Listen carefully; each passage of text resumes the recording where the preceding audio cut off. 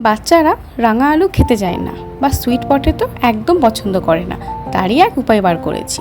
এখানে আটার সাথে কালো জিরে, একটু ঘি আর একটু লবণ দিয়ে উষ্ণ গরম জলে আটাটাকে ভালোভাবে মেখে রাখবো। কড়াইয়ে তেল গরম হয়ে গেলে পেঁয়াজ, গাজর, ক্যাপসিকাম, একটা কাঁচা লঙ্কা দিয়ে ভালোভাবে একটু ভাজা ভাজা হয়ে গেলেই সামান্য লবণ আর জিরে পাউডার অ্যাড করব, সাথে বয়েল সুইট পটেটো অ্যাড করব। ভালোভাবে মিশিয়ে রেডি হয়ে যাবে আমাদের পুর। এবার আটা থেকে লিচি কেটে রুটির মতো বেলে দুদিকটা কেটে নেব, চারকোনা শেপ দেব, মাঝখানে পুরটা দিয়ে ভালোভাবে ঢেকে দেব।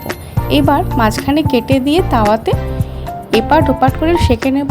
সেঁকা হয়ে গেলেই একটু ঘি বা অয়েল ব্রাশ করে দেব।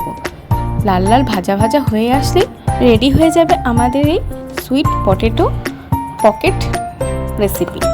তোমাদের রেসিপিটা কেমন লাগলো অবশ্যই বলো। এটা বড় ছোট সকলেই এনজয় করতে পারো। Thank you.